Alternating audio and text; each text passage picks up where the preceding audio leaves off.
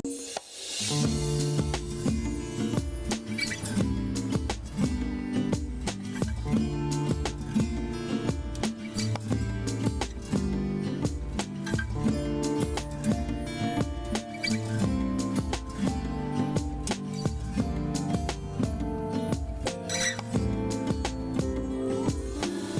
Terapi 1 Malaysia menawarkan bantuan dari sudut terapi kepada keluarga yang mempunyai kanak-kanak yang menghidap penyakit spastik. Terapi yang dilakukan mereka adalah terapi pasir yang dipercayai mampu membantu kanak-kanak ini untuk melawan kekejangan otot mereka. Rawatan ini mampu memberikan rintangan kepada kanak-kanak ini untuk menggerakkan tangan ataupun kaki mereka yang mengalami kekejangan otot secara berperingkat. Terapi pasir adalah rawatan alternatif untuk pesakit-pesakit spastik, terutamanya pada usia kanak-kanak.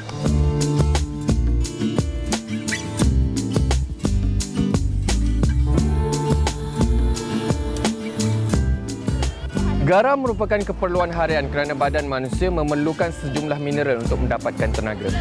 Oleh itu, terapi pasir perlu dilakukan di kawasan pantai kerana pasir di pantai mempunyai sumber garam asli yang menyihatkan.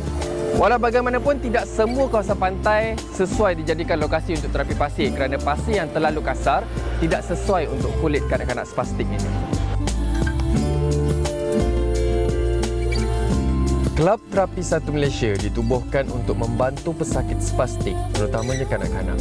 Antara fokus utama kelab ini adalah untuk memberi sudut pandang positif buat keluarga dan kanak-kanak spastik serta kemampuan mereka sembuh secara perlahan-lahan.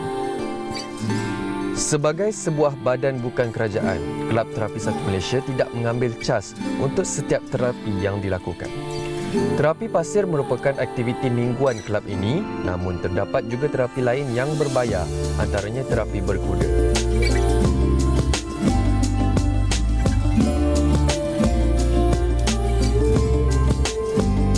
Selain membantu kanak-kanak spastik, Kelab Terapi 1 Malaysia ini juga sedikit sebanyak memberi nasihat kesihatan tentang keperluan garam dalam badan setiap yang hadir. Kelab terapi ini memilih lokasi pantai yang berbeza setiap minggu bagi memudahkan keluarga kanak-kanak spastik yang tinggal berdekatan untuk hadir.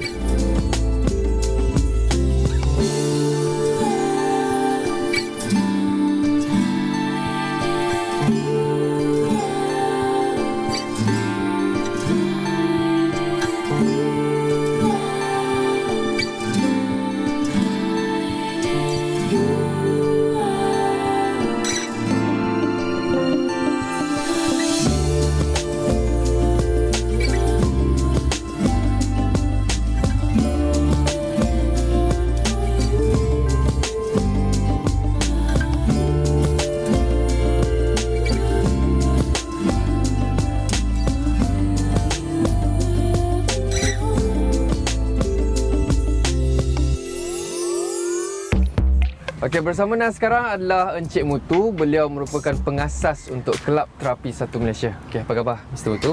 Baik. Okey, Encik Mutu boleh tak ceritakan macam mana boleh tertubuhnya Kelab Terapi 1 Malaysia ni?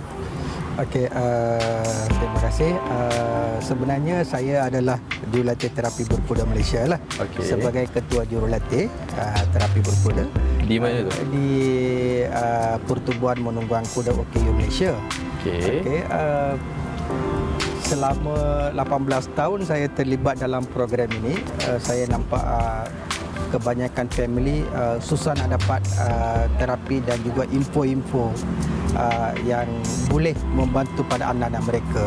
Dan kebanyakan parent-parent membelanjakan duit begitu banyak untuk memulihkan anak mereka. So kita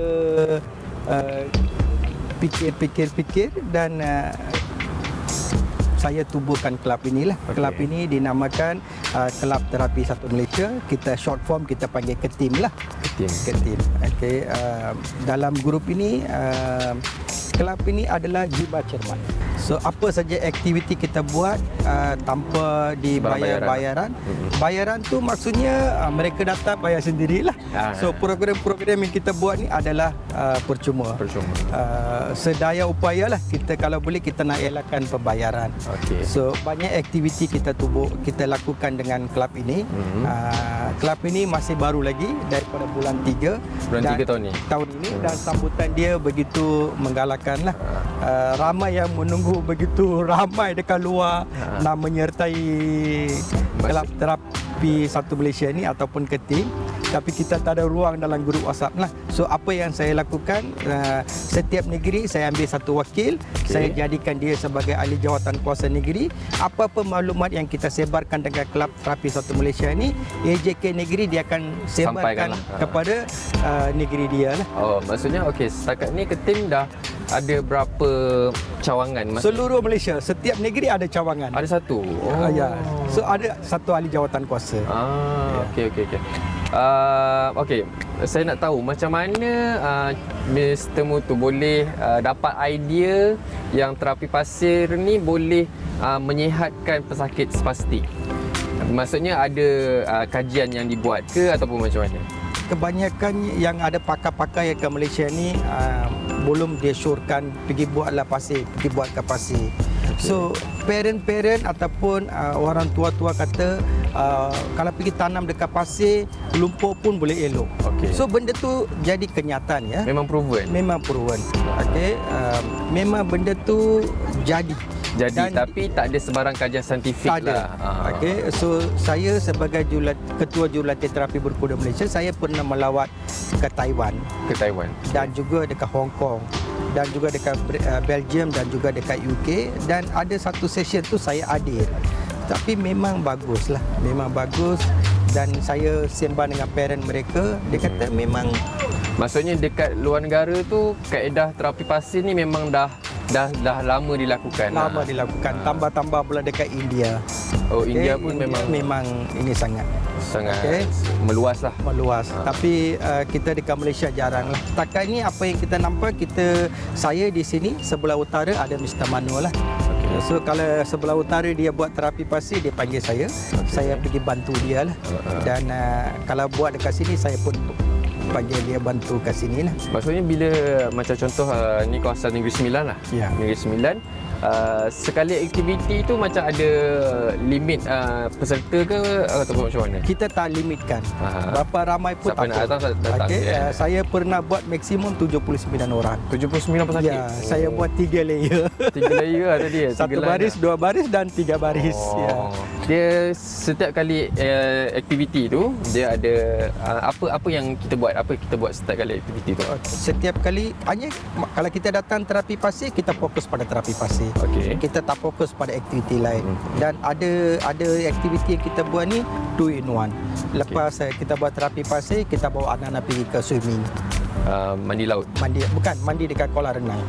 Selepas ni kita akan cari. Ini hari tak ada. Ini tak ada. So bila kita datang satu aktiviti, kita buat satu aktiviti saja. So ada masa kita buat 2 aktiviti, habis saja sini kita cari kolam renang, kita pergi buat terapi air lah dia kata. Ya. Kita buat 2 minggu sekali lah. Kita buat dekat Port Dickson dan juga dekat Penang. Itu yang sedang aktif seluruh Malaysia ni. Maksudnya Mr. Mutu travel lah Port Dickson, Penang, Port Dickson, Penang. So selagi saya ada energi, ada kekuatan, saya nak bantu anak-anak istimewa ini.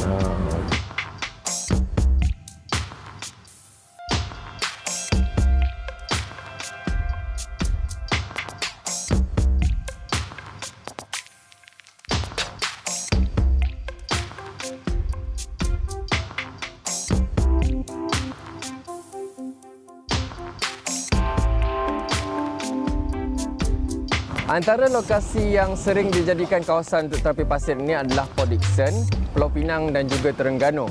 Selain daripada garam asli yang memang terdapat dalam pasir pantai, terapi ini juga menggunakan garam buatan yang diberikan kepada kanak-kanak ini mengikut sukatan yang bersesuaian. Jangan ke mana-mana kerana selepas ini kita akan melihat bagaimana terapi pasir ini dilakukan.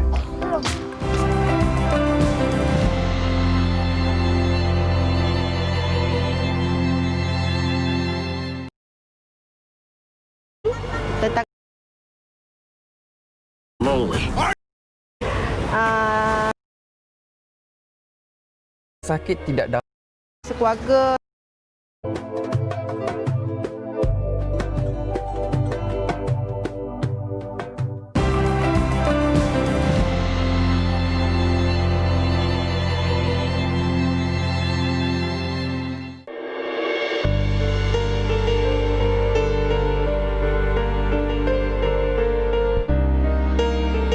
Kanak-kanak yang menghidap spastik ini merupakan kanak-kanak yang sangat istimewa. Kehidupan sebagai seorang yang menghidap penyakit ini perlu dibantu oleh golongan terdekat, iaitu keluarga. Penyakit spastik ini adalah kecacatan yang kekal yang menyebabkan kanak-kanak ini tidak dapat membuat pergerakan voluntari seperti berjalan. Sokongan dari ahli keluarga mahupun orang yang terdekat sangat perlu kerana pesakit tidak dapat melakukannya dengan sendiri.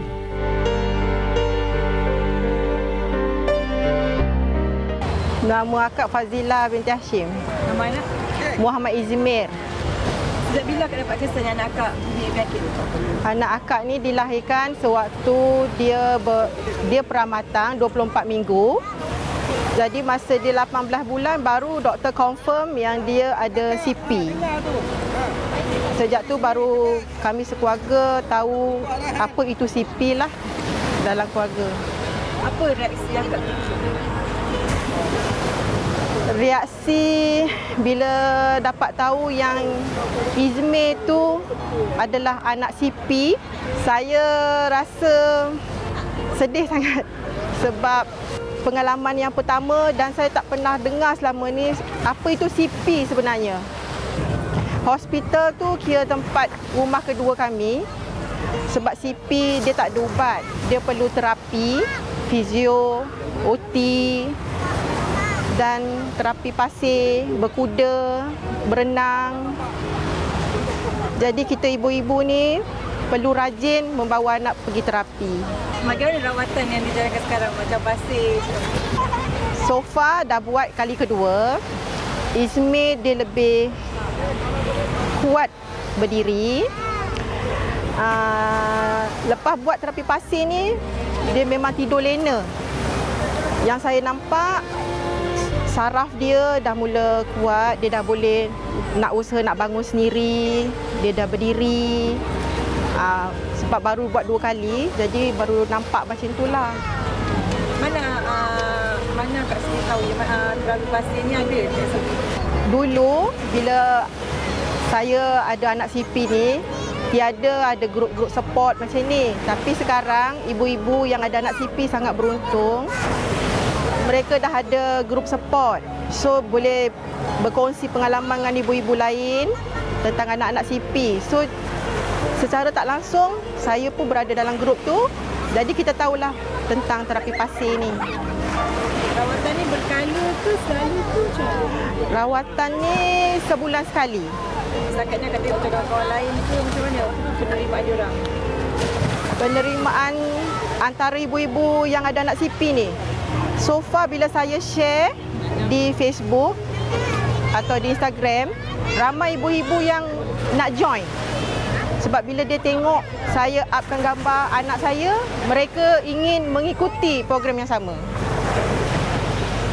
Pernah mengalami macam masalah orang pandang rendah ke dekat anak CP? Oh, itu dah biasa. Sebab anak saya umur 19 tahun, masih duduk di atas kerusi tolak. Jadi bila kita membawa anak ke supermarket ke atau berjalan di luar, reaksi mereka memang pertama mungkin nak ambil tahu atau nak bertanya kenapa. Selebih pada tu, saya positif.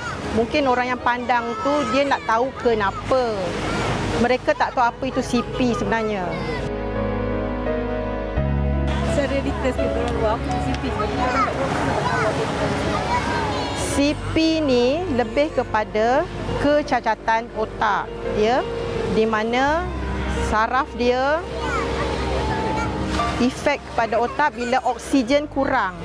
Sebab Izmir anak saya ni lahir usia kandungan saya 24 minggu, maknanya 6 bulan. Berat dia 1.14 kg. Jadi bila dia berada di luar, dia bersangka dia bernafas melalui ibu. Jadi bila dia terlupa nak bernafas, di situ dia punya brain ada damage sikit lah untuk beberapa saat. Itu terjadinya CP. CP ni datang daripada kalau kurang oksigen di otak, saraf dia. Ini anak yang sulung ke macam mana? Izmir, kalau ikutkan Izmir anak yang ketiga. Sebab yang nombor 2 pun masalah yang sama. pramatang. Tapi Allah lebih sayangkan yang nombor 2 tu. Anak yang pertama? Anak yang pertama, So, penerimaan abang, adik-adik, kakak-kakak semua macam okey lah kat dia. saya sangat bangga terutamanya pada anak saya yang sulung. Dia sangat prihatin pada adik dia. Prioriti dia adalah adik selain pada suami saya. Okay, harapan akak kepada anak akak sendiri dengan atau orang-orang yang bekerja yang sama. Harapan saya kepada semua yang ada anak CP, jangan berhenti berusaha membawa anak buat terapi. Nombor 2, jangan abaikan pandangan orang di luar jika kita bawa anak kita keluar. Ketiga, expose anak kita dengan kehidupan anak-anak biasa. Bawa mereka keluar, mengalami kehidupan seperti biasa.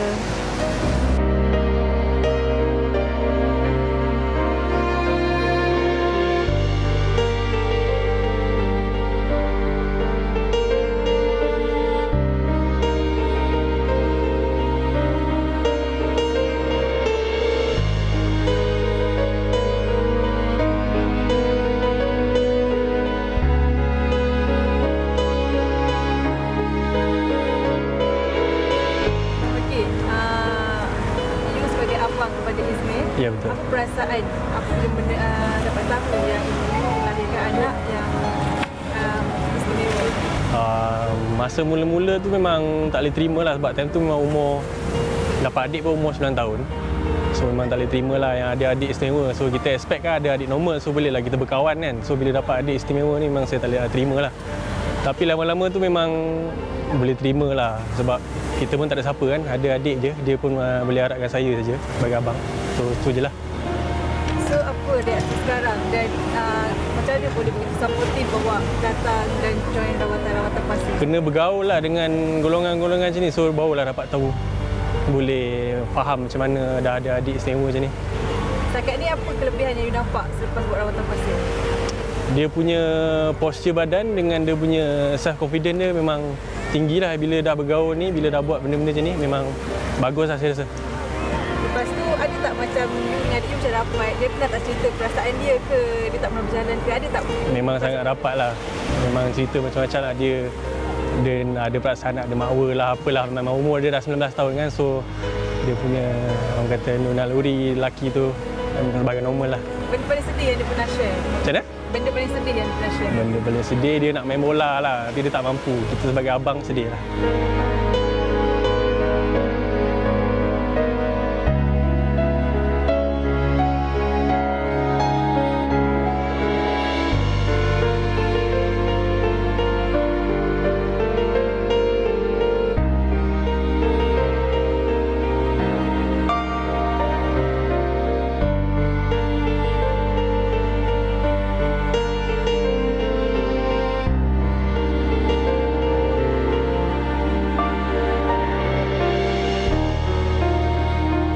Penderitaan pesakit spastik ini seringkali dirasai kerana penyakit ini boleh menyebabkan ketegangan otot pada waktu-waktu yang tidak diduga. Walaupun kesakitan itu cuma sementara, tapi jika tidak dirawat, otot itu boleh menjadi kaku buat selama-lamanya. Mereka ini cuma mampu menahan kesakitan itu, tetapi mewujudlah adanya terapi pasir ini yang sedikit sebanyak mampu mengurangkan ketegangan otot pada tubuh badan pesakit.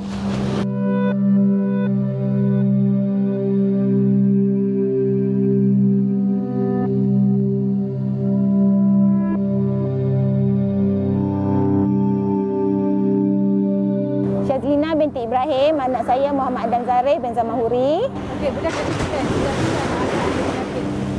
Okey, anak akak ada CP sejak daripada proses kelahiran tu. Baru kita, lepas pada kelahiran baru kita orang tahu. Sebab masa kelahiran dia terbelit tali pusat and then lemas. So oksigen tak naik kotak. Daripada situlah dapat CP. Akak tahu sejak dari kandungan atau Kandungan tak, so far tak ada apa-apa masalah kandungan masa pregnant kat dia. Sebab masa proses kelahiran tu, proses untuk keluarkan dia lambat. So daripada situlah dia terbelit tali pusat dan lemas. Daripada situ baru kita tahu. Perasaan tu hanya Tuhan yang tahu macam mana masa tu. Tapi bila dah mula-mula tu memang down, tapi doktor ada bagi kaunseling jugalah, bagi tahu So far kita rasa bersyukur bila dibandingkan dengan anak orang lain lagi teruk. Bila dah anak macam ni kita tak lihat banding yang lagi teruk. Kalau bila banding yang lagi teruk kita pun akan jadi down. So kita kena pandang orang yang atas sikit untuk kita move on lagi untuk dia. Apa ikhtiar Kak setakat ni? Setakat ni memang macam-macam. Sebab kata orang tua ikut orang cakap ke mana. Kalau umpamanya duit tu dah tak tahu dah berapa habis.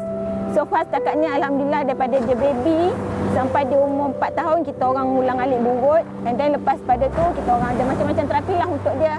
So far setakat yang ni terapi pasir kita orang buat paling kurang sebulan sekali.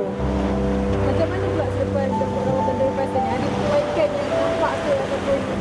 Okey, so far setakat ni kita orang dah join terapi pasir. Kalau ikutkan hari ni masuk yang ke 9 atau 10 kali dah buat. Ada banyak jugalah beza dia. Otot-otot dia banyak yang dah lembut.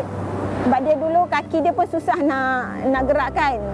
Tapi dia dah lembut lah. Dia dah boleh kontrol sikit-sikit dalam proses untuk menatihkan dia. Macam mana pula penerimaan adik dia kepada dia pula? Okey, untuk penerimaan keluarga pula adik dia, kita orang memang dekatkan dia kepada family Badam. Boleh dikatakan setiap minggu kita akan gather sama-sama dengan family yang ada anak istimewa juga. Kita nak macam dia faham. So far setakat hari ni dia sebagai adik, dia dah rasa tanggungjawab abang tu kepada dia. Itulah. Luar masyarakat ada tak yang macam pandang dia tu? Pandangan masyarakat ni kita orang dah rasa lali dah kata macam ino je dia orang lantak kau lah. Fikir macam tu je kata. Tapi sampai sekarang pun masih ada kalau pergi pasar raya apa semua. Tapi bagi akak, bila akak ada anak istimewa macam ni, pergi pasar raya ke pergi mana-mana akak suka bawa dia. Akak rasa macam kita rasa macam keistimewaan sangat-sangat. Orang lain tak ada, kita ada. Syukur sangat-sangat sebab kita insan terpilih. Tak semua terpilih oleh dia. Harapan akan Harapan saya so far saya tak nak tinggi sangat pun harap untuk dia. Just dia boleh berdikari, dia just boleh untuk handle diri dia pun dah memadai bagi kami. Ya, lagi satu bagi dia boleh berjalan pun dah cukup. Sebab sampai bila kan kita pun makin tua nak dokong dia tak berdaya dah lah kan. So far sekarang ni memang banyak sangat beza. Saya syukur sangat-sangat.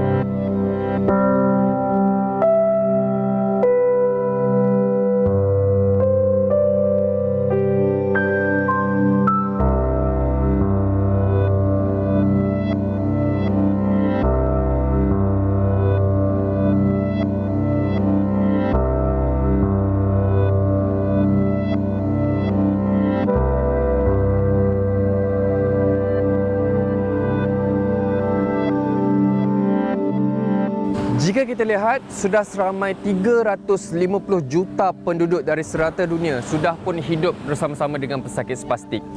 Jumlah yang besar ini menunjukkan penerimaan ramai terhadap pesakit spastik, terutamanya dalam kalangan kanak-kanak.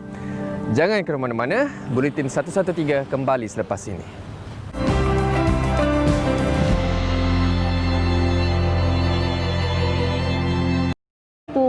Cukup 3 bulan, umur 3 bulan tu akak nak bawa pergi injection, dia kena sawan dalam kereta. Akak terus bawa buat ultrasound, memang nampaklah dekat bahagian ubun-ubun dia besar, memang besar. Lepas tu ubun-ubun tu ambil masa keras, umur 4 tahun baru keras.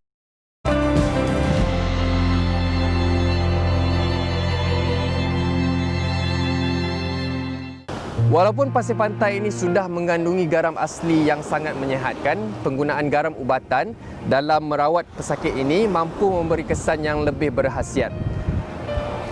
Penggunaan garam Epsom oleh Kelab Terapi 1 Malaysia ini dalam merawat pesakit spastik adalah untuk menjana sel-sel kulit dalam tubuh badan pesakit.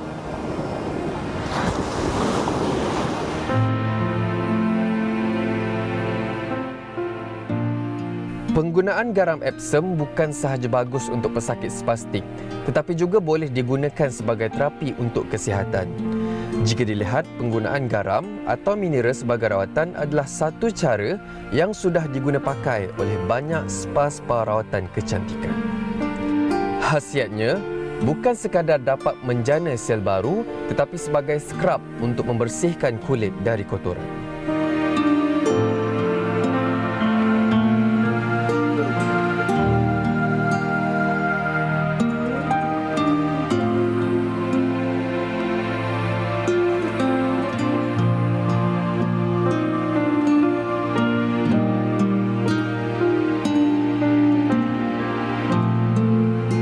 Sejak bila Kak tahu anak akak ni ada penyakit?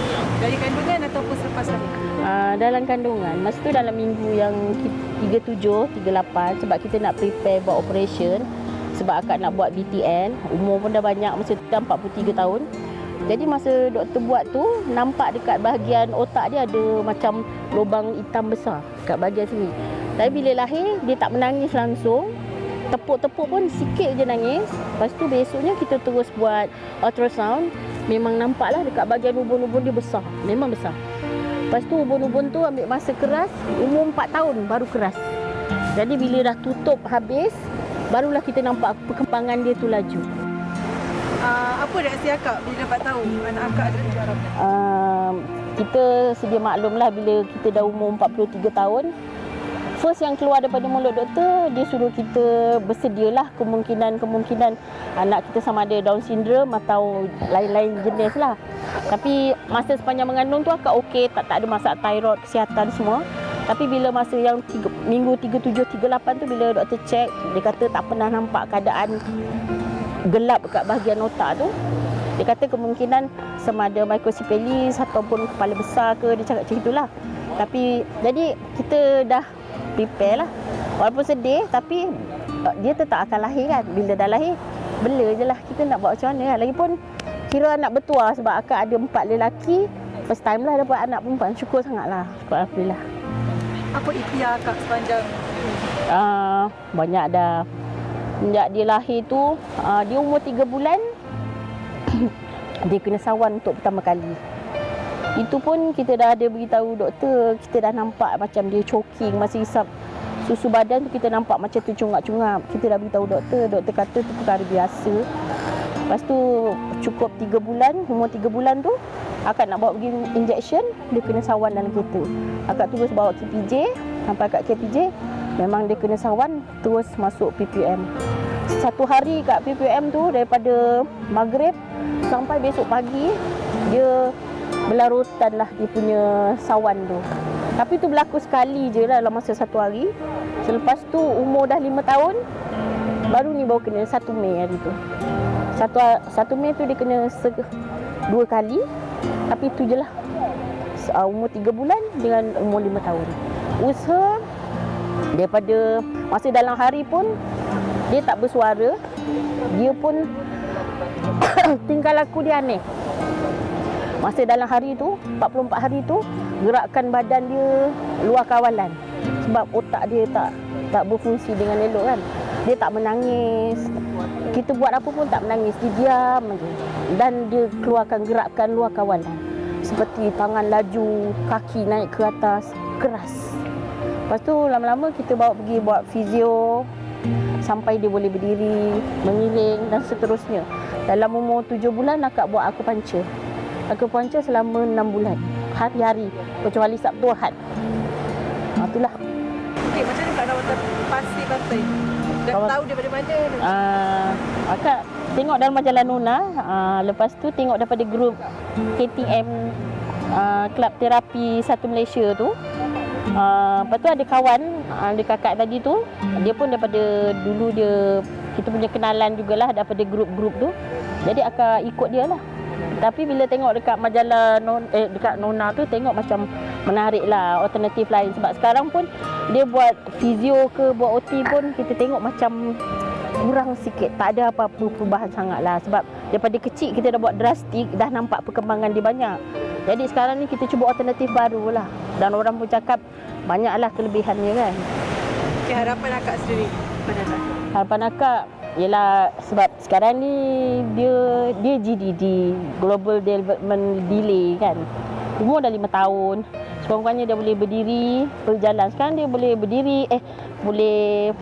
berdiri dengan support lah. Boleh memanjat, semua boleh. Tapi kalau dia boleh berdiri, berjalan, memudahkan kita nak buat langkah yang seterusnya lah. Nak buat OT, buat speech, banyak lagi yang kita nak buat. Tapi syukurlah dengan ada terapi pasir macam ni, ramai yang support kan. Jadi kita akan cuba lagi lah.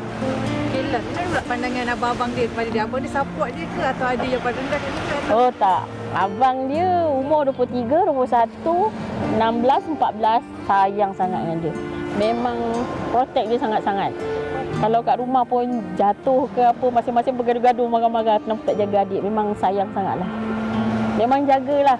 Memang sentiasa layan adik dia. Walaupun yelah, kadang-kadang mood orang macam ni kan, budak macam ni tak tentu kan, marah-marah ke, baling-baling barang. Tapi alhamdulillah abang dia memang cukup sabar. Dan dia orang pun macam dah bersedia lah untuk masa akan datang, sebab pandangkan umur kita, kakak dengan suami pun dah banyak kan. Tapi dia orang semua well prepared. Dia orang pun cakap, macam dia pun dah cakap dengan dengan girlfriend masing-masing ke, ada adik macam ni, kalau nak terima daripada sekarang. Tengok kita beritahu realiti keluarga kita macam mana. Setakatnya alhamdulillah lah. Okey, akak punya saranan kepada orang luar yang punya anak yang sama seperti akak? Pada kawan-kawan yang ada anak istimewa ataupun ada saudara mara, kita berilah sokongan moral. Sebab kita tak berada di dalam kasut mereka, jadi kita tak tahu. Macam akak dah tahu, macam inilah rasa dia. Setiap masa kita fikirkan masa depan anak kita tanpa kita fikir diri kita. Padahal kita tahu macam akak umur dah banyak, kita fikir aku akan pergi satu masa. Tapi sekarang apa yang kita lakukan adalah untuk persediaan anak kita yang lain nak bela adik dia. Itu yang kita fikir. Kita tak fikir masa kita. Kita fikir dia. Kita menyediakan kesenangan untuk anak kita. Jadi kita buat terapi. Kalau dengar ada benda-benda yang cara yang lebih baik, ilmu-ilmu yang baru kita buat. Jadi pada rakan-rakan yang kat luar tu, anak yang macam ni jangan kita abaikan. Kita sama-sama lakukan sesuatu. Dan pada masyarakat luar, jangan pandang hina pada orang macam kami, kerana kami lebih kuat daripada anda. Itu je lah. Rawatan terapi secara percuma ini banyak memberi peluang kepada keluarga pesakit spastik untuk hadir ke mana-mana lokasi terapi pasir oleh kelab ini. Keluarga kanak-kanak istimewa ini disarankan untuk meneruskan penggunaan garam Epsom setiap hari bagi membantu menjana sel-sel dalam otot anak-anak mereka.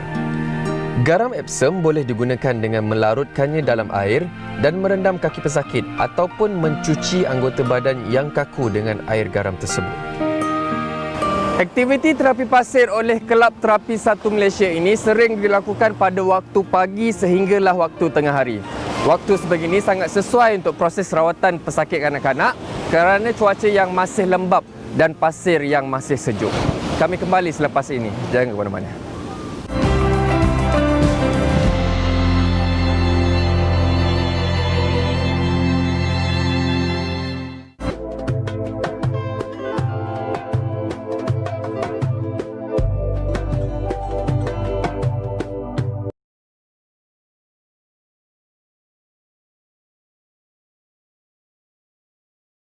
Dan terapi yang boleh dilakukan untuk merawat, adakah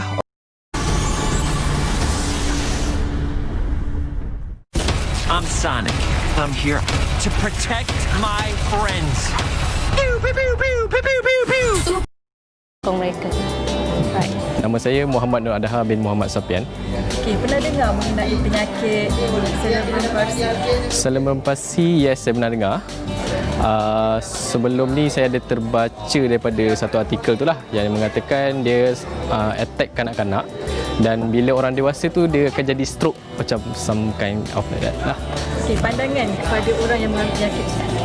So artikel yang saya baca tu dia ada suggest bahawa satu solution dia daripada macam bukan modern punya solution, that dia buat tanaman badan sendiri. So that's one of the platform lah untuk memulihkan penyakit cerebral palsy tu. Okey, for your own opinion sendiri, kita sebagai orang yang sihat, apa pandangan you terhadap orang yang mengalami penyakit tu? Oh, daripada pandangan saya pun agak macam mana, tumpang sedih sekali lah, sebab itu salah satu penyakit kita pun tak minta kan. So dia harap dekat Malaysia ni kuranglah penyakit-penyakit macam tu, dan macam pegawai kesihatan ke, boleh cek kita punya rakyat Malaysia tentang penyakit ni lah. Kesempurnaan bukan dilihat menggunakan mata, tetapi menggunakan hati. Walaupun palsi cerebrum ini memperlahankan gerak langkah kanak-kanak ini, namun ianya tidak pernah sesekali menghentikan semangat mereka untuk melawan penyakit ini. Masih ada ruang untuk merawat pesakit spastik, terutamanya kanak-kanak, sedikit demi sedikit. Perawatan perlu dilakukan secara berkala untuk merangsang pergerakan otot kanak-kanak spastik.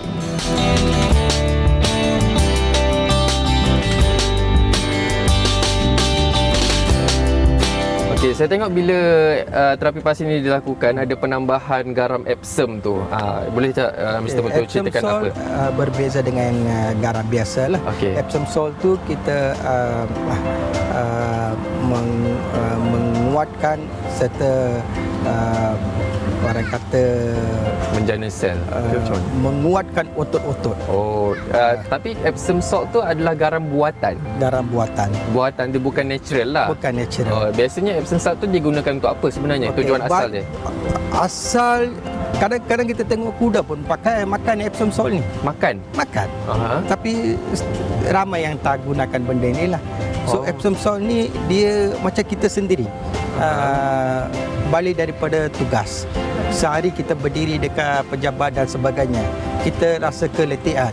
Okay. So kita ambil Epsom salt sedikit. Kita taruh dalam baldi, kita rendamkan kaki kita dalam setengah jam. Keletihan tu akan hilang. Air suam. Air suam. Bagus. Memang bagus. Memang bagus. Bagus. So bilanya terapi pasien tu just tabur je Epsom salt tu dekat. Okey, tabur tu mengikut keperluan anak Macam mana tu? peserta. Kalau dia first time datang, kita taburkan sedikit. Sedikit. Ya. Second kita akan buat. Kita tambah boleh sekali sikit-sikit, je. Kita tambah tak sikit. boleh nak satu kali satu paket. Oh, kalau macam first time dah tabur banyak apa akan jadi dekat pesakit Kan tu? benda tu lagi dia kuatkan dia punya otot sampai dia akan terasa sakit. Dia akan terasa sakit. Maksudnya kesan dia agak serta-merta lah. Serta-merta ini. Lepas tu kita mandikan dekat laut tu, dia melegakan balik. Dia release balik apa yang tadi dia buat Dah stretch tu. Ya, dia releasekan balik. Ya. Okey, terapi pasir ni kita tanam pesakit dalam pasir tu semua untuk durasi yang sama ke ataupun berbeza ikut pesakit? Berbeza. Okey, Macam kalau mana? hari ni kita sendiri nampak ada anak yang badan tak lurus, kita tak boleh bagi dia lama seperti mana kan? anak lain. Okey. Okey, kalau dia first time datang, kita bagi dia 30 minit lah. Pasal kita tak tahu pasal dia. So kita sebagai terapis, kita pun kena belajar Pasal dia. Kalau dia okey, kita tengok keadaan mata dia, pernafasan dia semua dah bagus untuk 30 minit pertama. So next dia datang, kita tambah lagi 15 minit. So lagi bagus, kita tambah pergi ke 1 jam. And then kita akan bagi duduk, baring, bersila. Kita akan tanam sehingga leher. Okey, macam mana pula dengan feedback daripada peserta-peserta yang join? Setakat ni 100% positif ke ataupun macam mana? Okey, saya dah 18 tahun dalam terapi pasir ni. Tapi sebelum-sebelum ni saya jarang buat 3-4 bulan sekali. Pasal tak ada yang fikir benda ni bagus. Saya tak boleh pergi bagi tahu mari datang sila kita nak buat terapi pasir kan. Tapi bila baru-baru ini dalam 2 tahun setengah ini saya dah memaksa diri saya untuk nak membantu anak-anak ini. Saya cuba buat first time datang tu 3-4 orang. And then dia pergi sebarkan, dia kata terapi ini bagus, dia nampak anak dia bagus, dia sebarkan pada yang lain. So sekarang sudah makin lama makin bertambah. Jadi feedback tu macam mana? Memang so far 100% menggembirakan untuk parent-parent mereka sendiri. Memang kiranya boleh cakap 100% peserta ada feedback yang baik. Ada. Mesti ada. Tak pernah lagi macam lagi teruk ke? Tak ada. Belum dengar lagi lah. Belum dengar lagi. Kalau ada, saya tak pastilah. Tapi setakat ni belum ada lah. Apa yang saya pengalaman selama ni belum ada lagi lah. Okey, apa yang Cik Mutu boleh bagi kata-kata semangat lah kepada parents yang ada anak yang mengidap penyakit spastik ni? Okay, bukan untuk spesifik, semua jenis lah. Semua jenis, bentuk kurang upaya. Cuma nasihat saya dan mohon jasa baik daripada parent-parent supaya cari tempat dan peluang yang boleh membantu anak-anak untuk memulihkan keadaan. Kalau boleh, carilah pakar-pakar yang ada tu untuk menyertai program. Jangan bawa anak-anak buat program kepada terapis yang tak ada pengalaman. Tak ada pengalaman. Takut ataupun risau keadaan dia bertambah buruk. So itu yang saya mohon daripada ibu bapa lah. Maksudnya kalau nak hantar rawatan ni untuk anak-anak ni, kena selidik dulu lah. Untuk terapis ni betul-betul layak ke. Betul. Okay. Okay, terima kasih. Okay, terima kasih for banyak. your time hari ni. Terima kasih banyak. Terima kasih banyak. Jumlah kasar yang direkodkan seramai 17 juta pesakit palsi cerebrum yang ada di atas bumi ini. Kesakitan ini bukan balasan maupun keinginan mereka. Ia adalah pemberian untuk menguji kesucian kasih penjaga. Pesakit spastik perlu dijaga. Lebih-lebih lagi kanak-kanak, kerana 1 dari 4 pesakit ini tidak dapat bercakap. 1 dari 3 pula tidak dapat berjalan. Lagi menyedihkan, 1 dari 2 mengalami kecacatan intelektual.